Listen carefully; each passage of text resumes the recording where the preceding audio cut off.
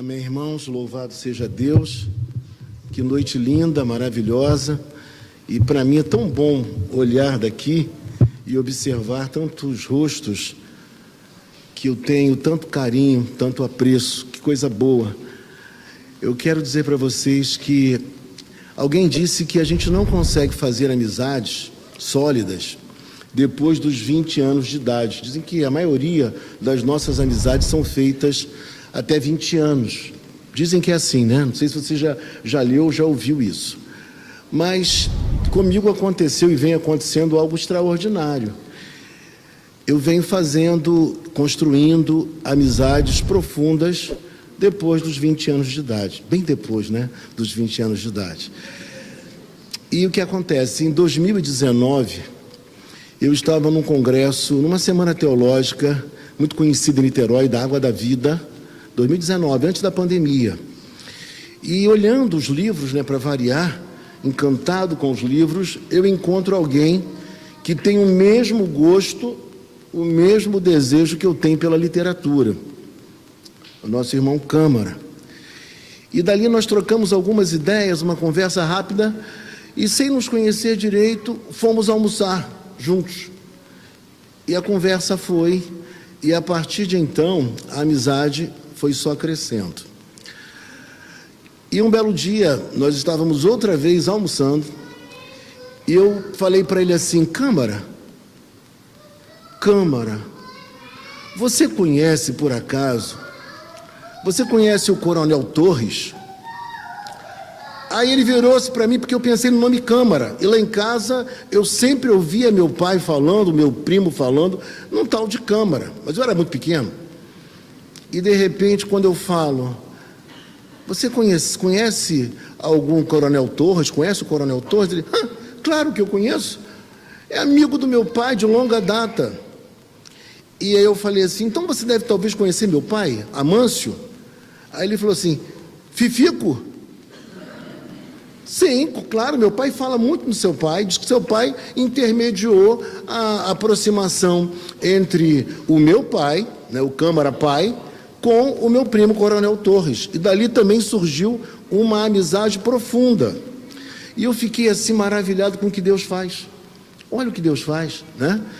Agora eu conhecendo Câmara e me tornando amigo dele. Que coisa linda, especial. E na noite de hoje nós temos a alegria, o prazer, ele vai se apresentar, vai apresentar quem está com ele aqui hoje, mas eu tenho o prazer e a alegria de trazer a este púlpito o nosso querido amigo e pastor Rodrigo Câmara, que, entre tantas outras coisas, também é professor da língua portuguesa, tendo trabalhado durante muitos anos nos cursinhos aqui pela cidade e até fora da cidade, muita gente o conhece como professor. E eu tenho certeza que Deus há de usá-lo para que o nosso coração transborde ainda mais. Eu acho que é possível ainda transbordar ainda mais o nosso coração. Eu quero convidar, sem mais delongas, o nosso irmão Rodrigo Câmara para que ele assuma o púlpito.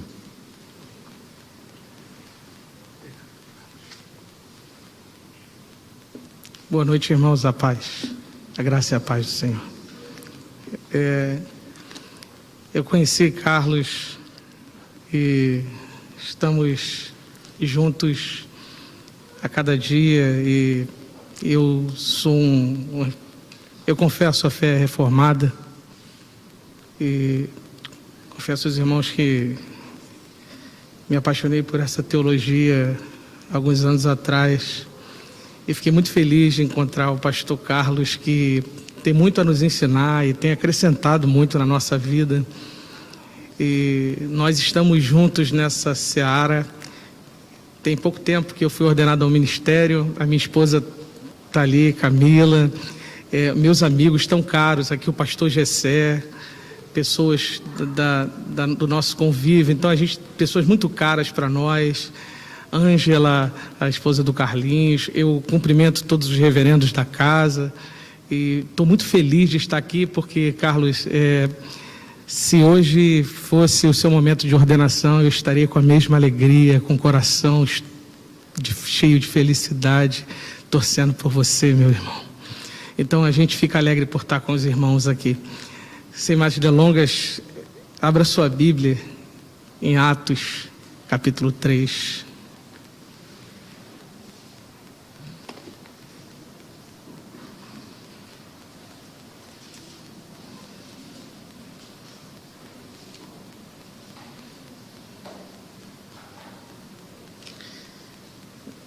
Nós vamos ler, meus irmãos, Atos, capítulo 3. Eu vou até o verso de número 23, mas no decorrer da exposição a gente vai falando verso a verso, tá? Eu queria orar. Antes de pregar, eu gostaria que os irmãos me ajudassem em oração. Senhor, nós estamos na Tua presença mais uma vez diante da Tua palavra. Diante da palavra que tem toda a autoridade. Nós pedimos ao Senhor, independente da capacidade daquele que fale, daquele que ouve, que o Senhor fale conosco. Que o Senhor fale por sua própria palavra esta noite. Nós estamos, como Lutero diz, escondidos na Tua cruz. E pedimos que o Senhor manifeste a Tua graça aqui. Que a sua água a água do Espírito possa jorrar sobre nós. É o que nós pedimos essa noite, em nome de Jesus. Amém. A palavra do Senhor diz assim: Pedro e João subiam ao templo para a oração da hora nona. Era levado um homem coxo de nascença, ao qual punham diariamente à porta do templo, chamada Formosa, para pedir esmola aos que entravam. Vendo ele a Pedro e João, que ia entrar no templo, implorava que lhe dessem uma esmola. Pedro, fitando-o juntamente com João, disse: olha para nós. Ele os olhava atentamente, esperando receber alguma coisa. Pedro, porém, lhe disse: não possuo nem prata, nem ouro, mas o que tenho, isso te dou. Em nome de Jesus Cristo, o Nazareno, anda. E tomando pela mão direita, o levantou imediatamente, e os seus pés e tornozelos se firmaram. De um salto se pôs em pé, passou a andar e entrou com eles no templo, saltando e louvando a Deus. Viu todo o povo a andar e a louvar a Deus. E reconheceram ser ele o mesmo que esmolava, assentado à porta formosa do templo, e se encheram de admiração e assombro. Por isso lhe acontecer, e apegando-se ele a Pedro e a João, todo o povo correu atônito para junto deles no pórtico chamado de Salomão. À vista disso, Pedro se dirigiu ao povo dizendo: israelitas, por que vos maravilhais disso, ou por que fitais os olhos em nós, como se pelo nosso próprio poder ou piedade o tivéssemos feito andar?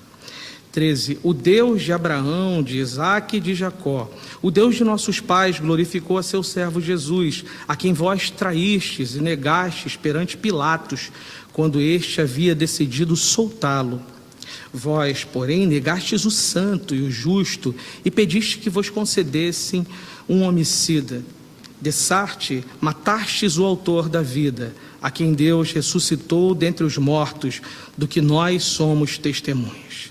Pela fé em nome de Jesus é que esse mesmo nome fortaleceu a este homem, que agora vedes e reconheceis. Sim, a fé que vem por meio de Jesus deu a este saúde perfeita na presença de todos vós.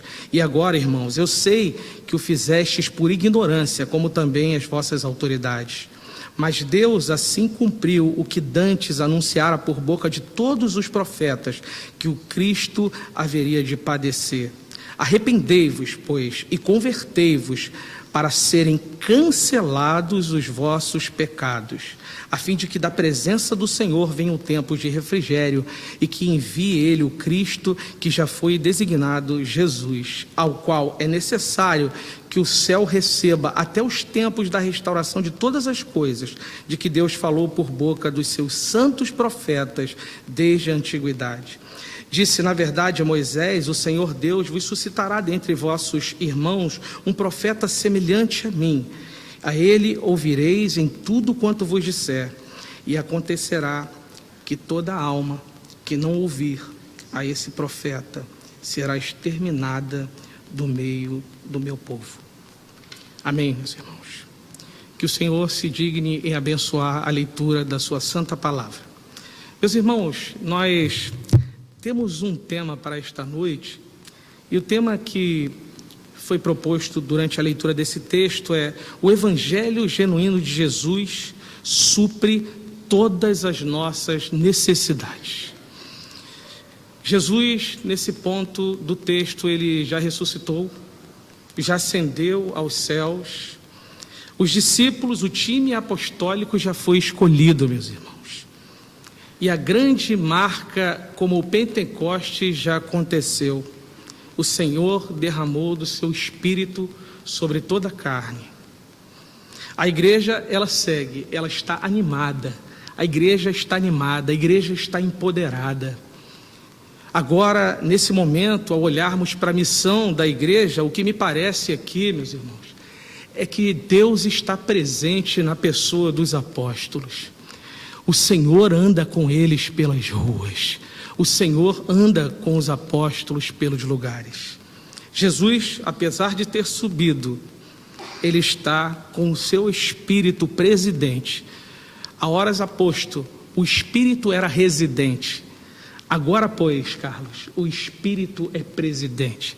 E o Espírito preside os apóstolos nessa grande missão de trazer o Cristo Jesus vivo para aqueles que acham que ele está morto. Meus irmãos, nós podemos olhar ao longo desse texto, que nós vemos aqui, o quanto o Evangelho de Jesus, ele ultrapassa todas as nossas expectativas. E se você tem uma expectativa hoje, o Evangelho de Jesus, ele vai superar essa expectativa. Nós presenciamos aqui, meus irmãos, expectativas sendo superadas gradativamente nesse texto. E a primeira expectativa que eu pude observar nesse texto, nessa leitura, enquanto eu estudava para essa palavra, o primeiro registro de um milagre pós-Jesus, um milagre pós a era do Cristo. E eu gostaria que você olhasse o verso 1 comigo, passo a passo. Agora vou fazer a leitura pontuada.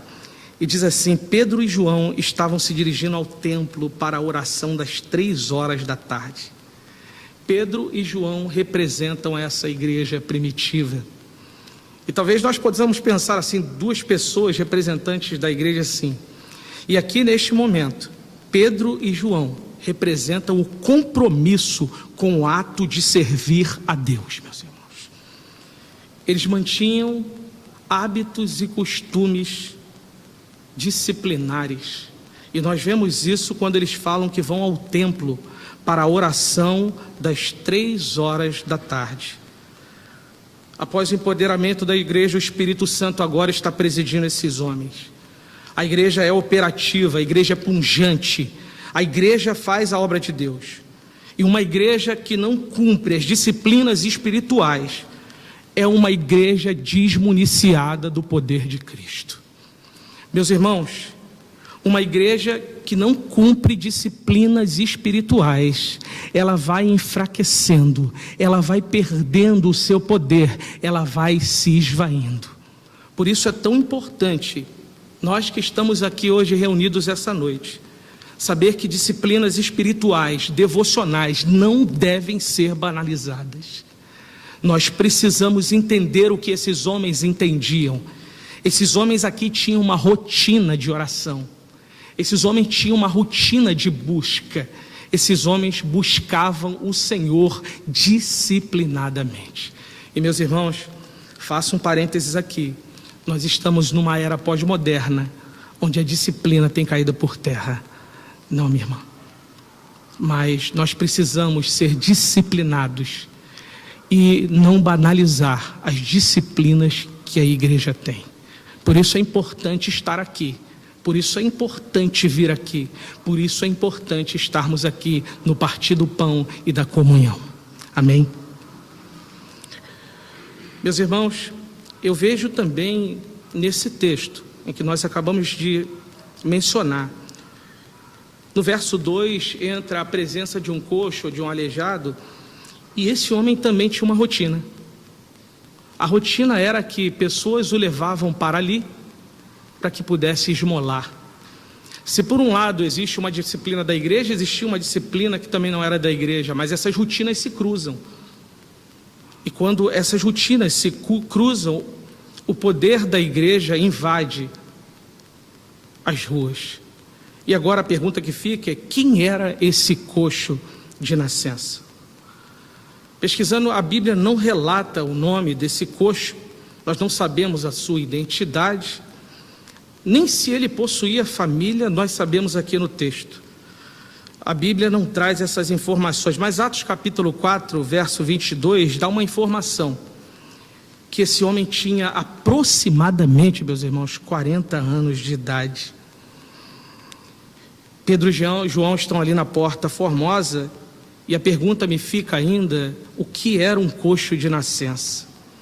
Na verdade, ele era um aleijado que sofrera de uma deficiência na infância, e no primeiro século, uma deficiência era praticamente uma sentença à pobreza, porque existia uma condenação à pobreza. Ele era um peso para a sua família e ele era um peso para a sociedade. No mundo antigo, deficientes geralmente, meus irmãos, viviam em profunda miséria. Esse homem, ele era levado pelos amigos para pedir esmola a seus amigos. Ele não andava sozinho, sofria de uma enfermidade gravíssima. Alguns relatos de historiadores dizem que ele andava rastejando pelos lugares. O texto nos dá a informação que esse coxo está acostumado a fazer uma coisa: pedir esmola. É um ato regular e diariamente ele estava ali pedindo esmola. É possível, meus irmãos, que esse homem tenha visto já Pedro e João muitas vezes. Inclusive, faz-nos pensar que em algum momento esse homem já viu Jesus por ali, por essa porta. Alguns historiadores afirmam que esse homem tem uma vida repleta de sofrimentos. E essa Porta Formosa era uma porta grandiosa, não nos cabe ficar tecnicamente abrindo isso, mas é uma porta formosa emblemática, pelo fato de existir 3 práticas religiosas ao redor dessa porta: oração, jejum e valorização da esmola judaica. É possível que esse homem ficava à porta ali, meus irmãos, porque sabia que nesses lugares onde existiam reuniões religiosas, tinha um povo caridoso, tinha um povo abençoador. Normalmente nessas portas ficam homens desse tipo. Levítico 21, 17 até o 20 diz que coxos eram portadores de deficiências que não podiam entrar no templo. Eles não podiam se relacionar com a religião. E esse homem, ele era impossibilitado disso. Fica aí. Esse é o homem que está aqui.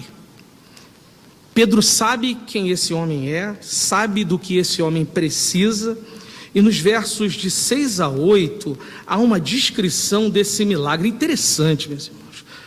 E há uma descrição tremenda de um milagre que acontece nesse momento. E o propósito desse milagre é uma quebra de expectativa. Será que nós temos expectativas hoje? Porque qualquer expectativa hoje que nós tivermos, o evangelho da paz, o evangelho da tranquilidade é capaz de quebrar. Por isso, há uma quebra de expectativa, porque outrora Jesus operava milagres nos lugares, mas agora quem está operando o milagre são os seus discípulos.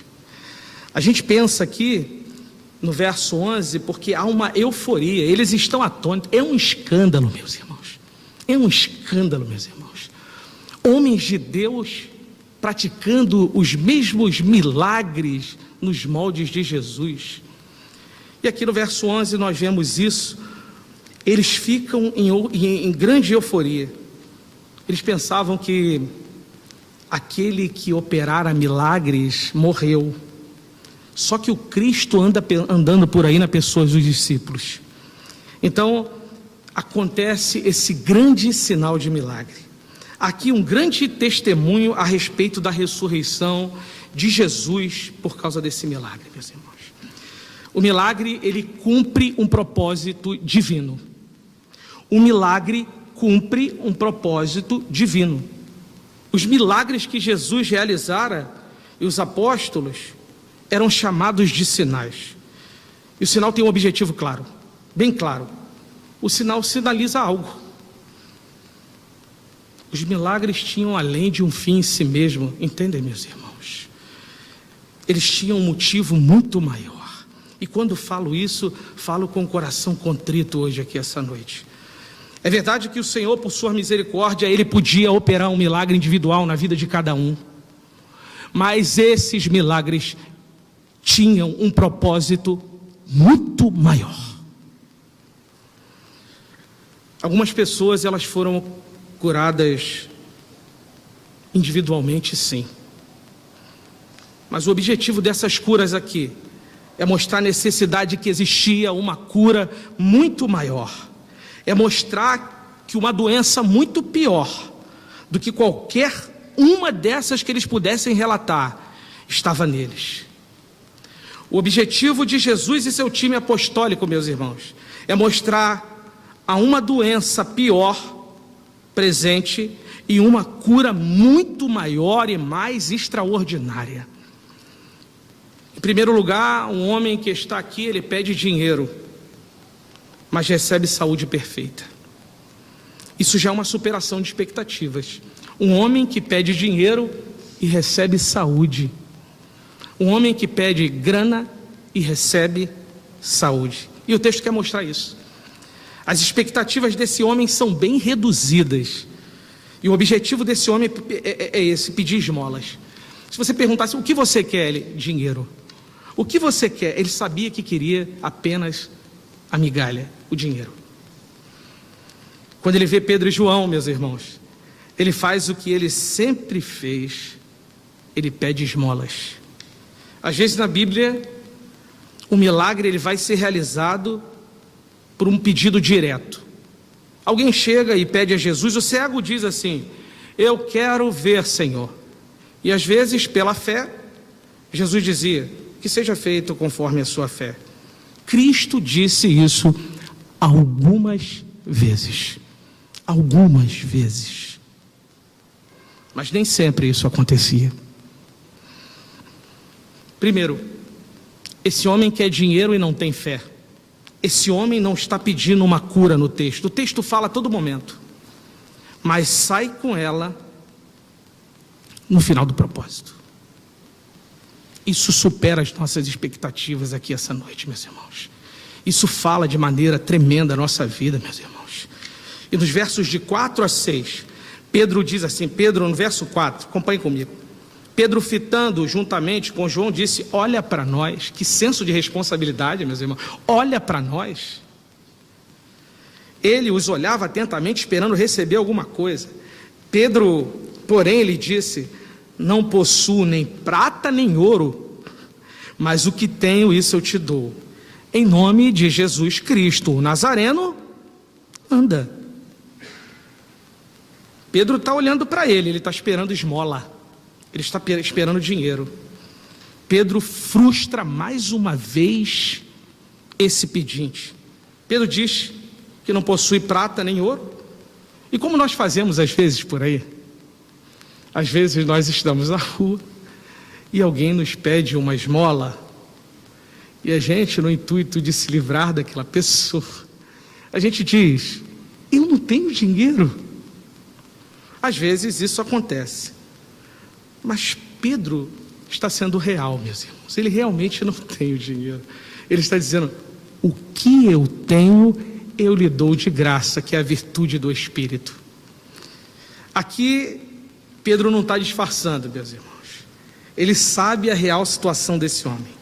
Pedro diz, o que tenho, eu lhe dou, parte B do verso 6. Levanta e anda.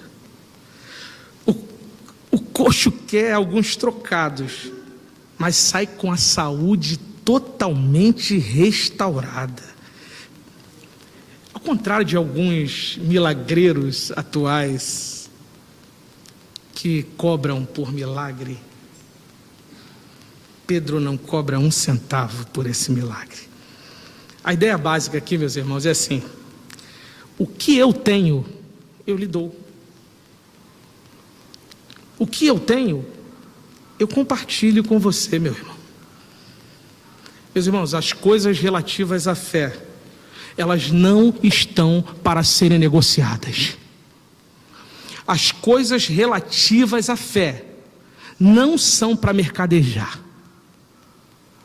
Todo tipo de comércio que a religião hoje promove sempre é pejorativo, é sempre ruim.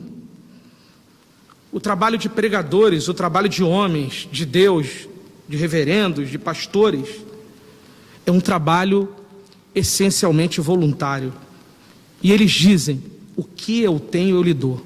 Isso não anula, preste bem atenção, isso não anula que pessoas recebam seus salários. A Bíblia diz: digno é o trabalhador do seu salário. O ponto fundamental aqui, meus irmãos, é que jamais essas coisas ligadas à fé podem ser negociadas, sob qualquer pretexto, sob qualquer situação. Elas se regem por uma palavra muito poderosa que se chama dom. E dom, querido, nada mais é do que dado, do que doação. Não há relação de clientelismo na fé. É assim que os crentes contribuíram também com a obra de Deus. Eles não podem comprar nada, eles não podem adquirir nada, porque não são clientes. A relação é: todos dependem da misericórdia e da graça de Deus, meus irmãos. Todos nós que estamos aqui somos carentes dessa graça maravilhosa.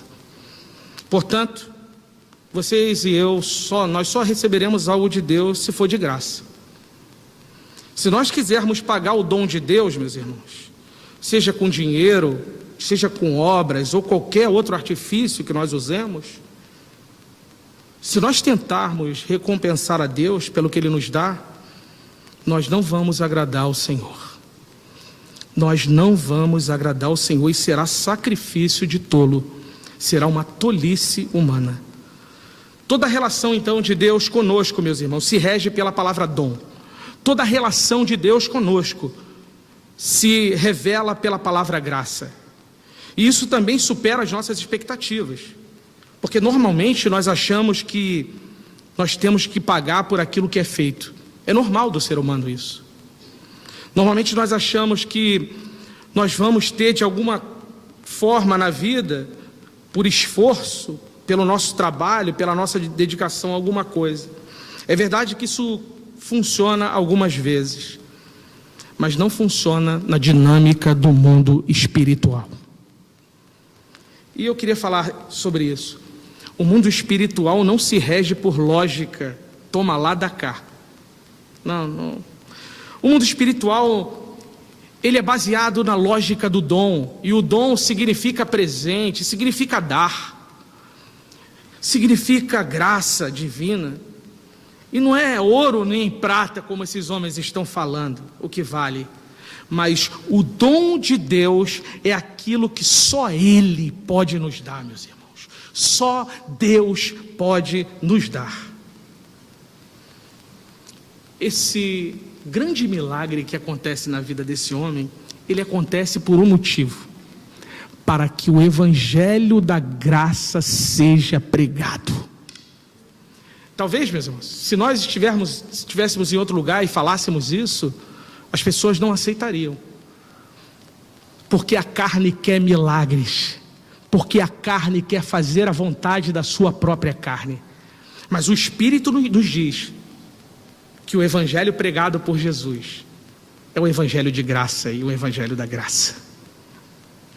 O milagre que foi realizado criou apenas uma oportunidade para a pregação do evangelho. O povo foi lá no pórtico de Salomão, como diz o verso 11, uma estrutura imensa, imponente, uma estrutura importante, muito conhecida, porque João, capítulo 10, no verso de número 22 ao 39, fala que Jesus estava a ponto de ser apedrejado naquele lugar, e os discípulos os tiram de lá. Então é um lugar, o pórtico de Salomão, muito conhecido. O verso 11, meus irmãos, diz assim: apegando-se ele a Pedro e a João, todo o povo correu atônito para junto deles no pórtico chamado de Salomão. E no 12 diz assim, acompanhe comigo: à vista disso, Pedro se dirigiu ao povo dizendo: israelitas, Por que vos maravilhais disto? Por que fitais os olhos em nós, como se, pelo nosso próprio poder ou piedade, o tivéssemos feito andar? 13. O Deus de Abraão, de Isaque e de Jacó, o Deus de nossos pais, glorificou o seu servo Jesus, a quem vós traístes, e negastes perante Pilatos, quanto este havia decidido soltá-lo. Pedro está fazendo um negócio aqui muito importante, meus irmãos. Ele está assim: eu rejeito os elogios que vocês têm para mim. E ele direciona esse louvor a quem tem todo o direito do louvor. Ele direciona esse louvor a Deus.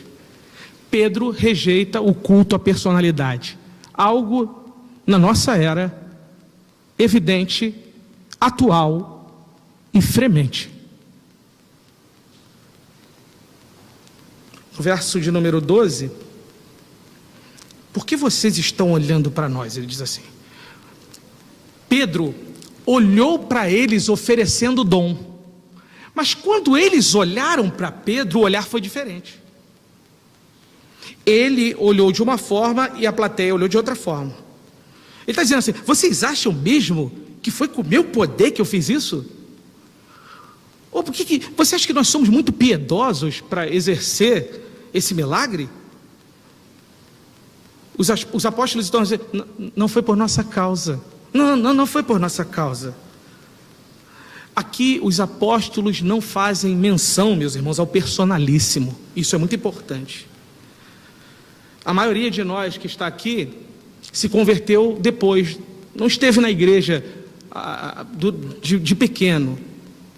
E mesmo pessoas que se converteram desde pequena, estão na igreja há muito tempo, elas têm os ídolos do teu coração. Ela tem os seus ídolos. Porque uma personalidade humana interessante é que existem ídolos dentro de nós.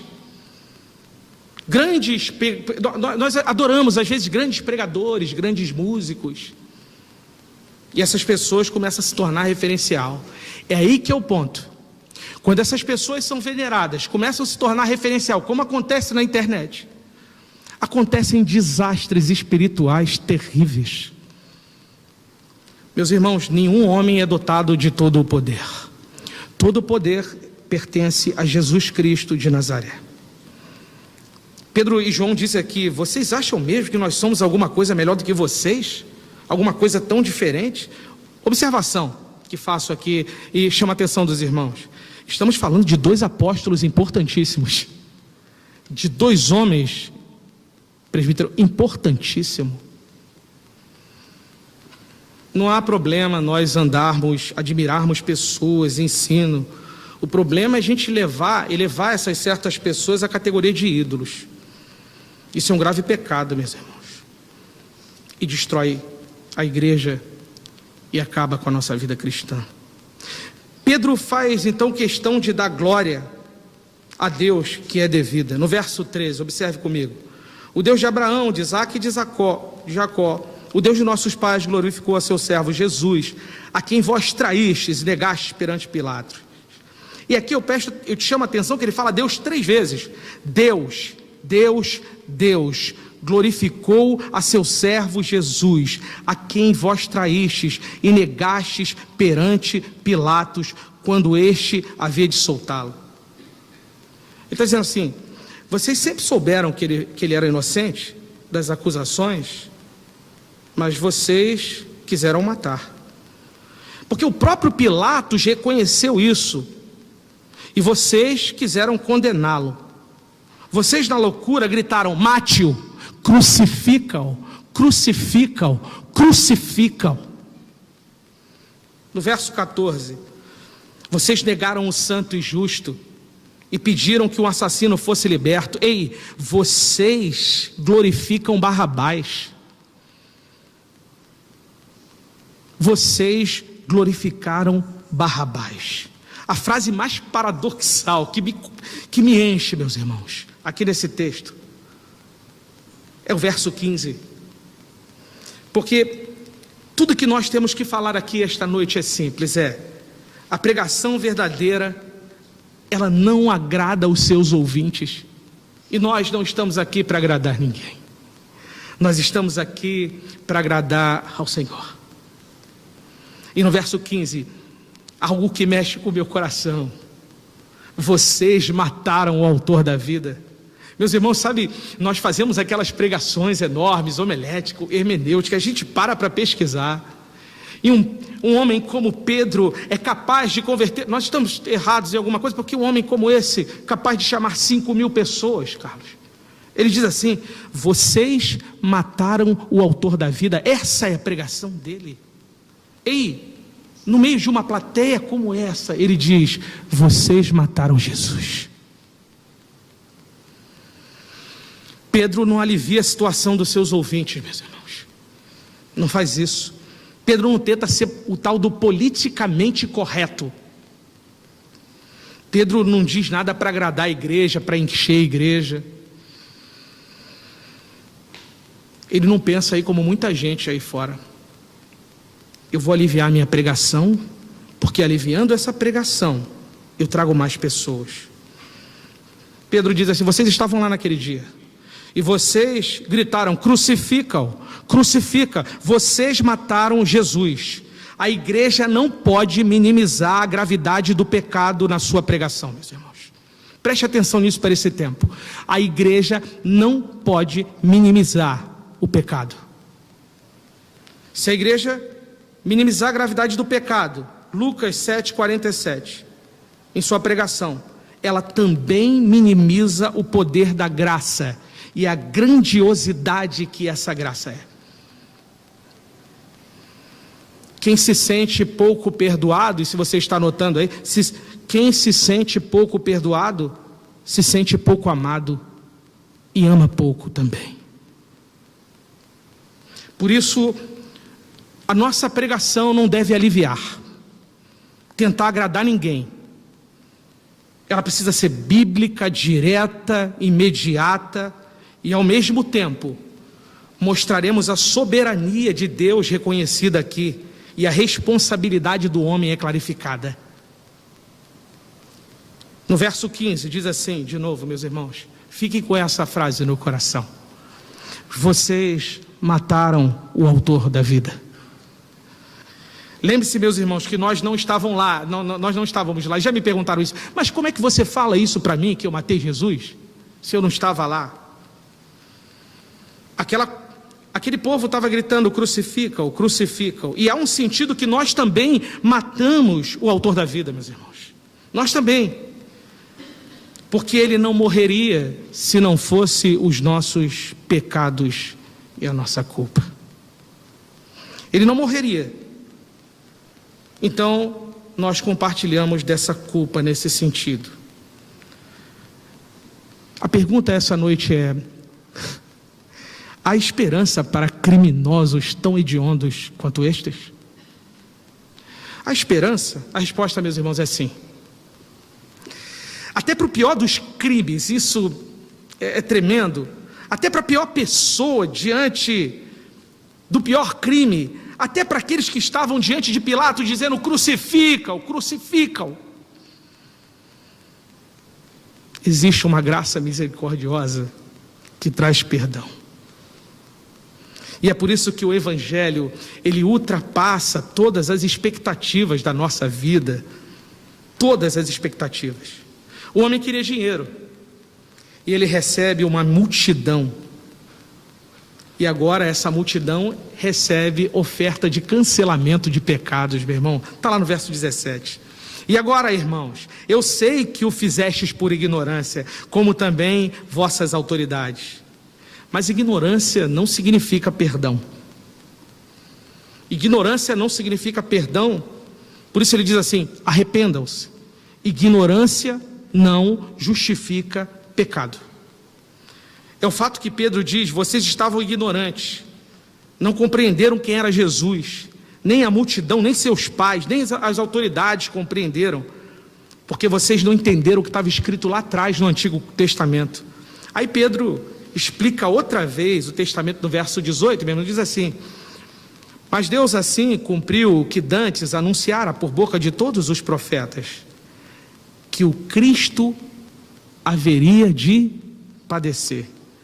Palavras como essa ficam esta noite na nossa vida: arrependimento, conversão, cancelamento de dívidas e pecados. Verso 19 diz: arrependei-vos, pois, e convertei-vos para serem cancelados os vossos pecados. Esse é o grande apelo do Novo Testamento. Não há salvação sem arrependimento. O grande problema, eu acho, meus irmãos, da igreja moderna é falta de arrependimento. Nós não temos o hábito de nos arrependermos. Eu, há pouco, quando perguntei para um amigo: por que você não se arrepende? Ele diz: é sinal de fraqueza, rapaz. É sinal de fraqueza, rapaz. Como que eu vou me arrepender? Tá doido, rapaz? Ele diz assim: eu faria tudo outra vez. Eu falei: não faça isso. Não, eu faria tudo de novo. Eu falei: você não conhece a graça. Você ainda não conheceu a graça. O arrependimento é a condição primária, meus irmãos, para a gente ter uma vida com Cristo. Nós precisamos nos arrepender. E falo aqui de um exemplo muito comum. Existe a figura de duas testemunhas em Apocalipse. E eles são invencíveis porque eles pregam o Evangelho. Enquanto eles pregam, eles são invencíveis. A missão da igreja é assim: durante o tempo que o Senhor determinou para pregar o Evangelho, nós vamos estar cobertos por Ele. Mas há um detalhe muito especial nessas duas testemunhas de Apocalipse que me chama a atenção. Elas pregam, elas profetizam, mas profetizam vestidas de pano de saco. Isso é um simbolismo de que elas estão profundamente arrependidas. Estão arrependidas e na operacionalidade da pregação. A igreja é chamada a viver continuamente vestida de pano de saco. O que significa dizer arrependimento? Não é um evento que era do passado e acabou. Pedro diz: arrependam-se. E ele diz mais uma vez: convertam-se. E conversão é mudança de caminho. A gente já sabe isso, é tomar outra direção. Mas olha só, não é a sua perna que vai, é a sua mente primeiro. A sua perna não obedece. Quem obedece é a mente. E o nome disso é metanoia, é mudança de mente. Se nós não mudarmos a nossa mente, nós não mudaremos os nossos atos. Queridos, essa noite, permita-me dizer isso: se nós não mudarmos a nossa mente, o nosso coração, nós iremos sempre para os mesmos lugares. Você precisa tomar essa decisão dentro da tua mente. É mudança de mente, é mudança de cabeça. A mente muda primeiro, então as pernas obedecem. Ao contrário, não funciona, não dá. Se tiver dentro de nós uma mudança interior, meus irmãos, profunda, a gente consegue conceber o Evangelho de Jesus, ele vai brilhar em nós. Não adianta tratar os membros do nosso corpo se nós não tratarmos o coração. E permita dizer uma coisa: Pedro diz assim: arrependam-se. Ele dá essa ordem àquelas pessoas: arrependam-se. Ele sabia que aquelas pessoas não tinham condição de se arrepender. Mas a Bíblia não livra de ninguém da responsabilidade do homem. Não tem livramento da responsabilidade que nós temos. Isso não elimina o fato de que Deus é, meus irmãos, soberano e Ele age na sua soberania. Fé, arrependimento, cancelamento de pecados. Esses temas são temas que nós precisamos falar constantemente, trazer à tona. Jesus não é só um objeto de fé, Ele é o meio pelo qual a nossa fé se processa. Sem a ajuda do Cristo não há fé. Se o Cristo não se manifesta, nós não temos fé. Mas o fato é que a fé é o dom de Deus, né, meus irmãos? Então, nós precisamos que esse dom venha sobre nós. Eu já estou terminando. Ele diz assim: tudo que vocês fizeram diante de Pilatos, gritando, crucificam. E Pilatos estava diante daquele tribunal. Fui eu que fiz isso. Não fui ele. fui eu. Crucificam. Mate-o. Não fui ele, fui eu. Crucificam. Mate-o. Eles não conseguem ver. Eles não conseguem entender a mensagem da cruz. Meus irmãos, depois de trazer a má notícia que eles mataram Jesus, Pedro traz a boa notícia do verso 18. Olhe para o verso 18 comigo. Mas Deus assim cumpriu o que dantes anunciara por boca de todos os profetas, que o Cristo haveria de padecer. Tinha uma cruz no meio do caminho. Ele se entregou, porque ninguém era capaz de matá-lo. O Cordeiro tinha todo o poder, meus irmãos. A morte de Jesus, ela não foi acidental. Cumpre o que estava escrito no Antigo Testamento, antes dito pelos profetas, e nos versos de número 19 a 23, expositivamente, você percebe isso. Pedro dá 3 motivos para que aceitem a pregação, e ele diz assim: primeiro, aceitem a pregação verdadeira e genuína do Evangelho, para que seus pecados sejam apagados. 2, para que venham tempos de refrigério. 3, para que ele envie o Cristo que foi designado. O texto nos diz que só há 2 possibilidades em relação ao Evangelho, e eu estou terminando.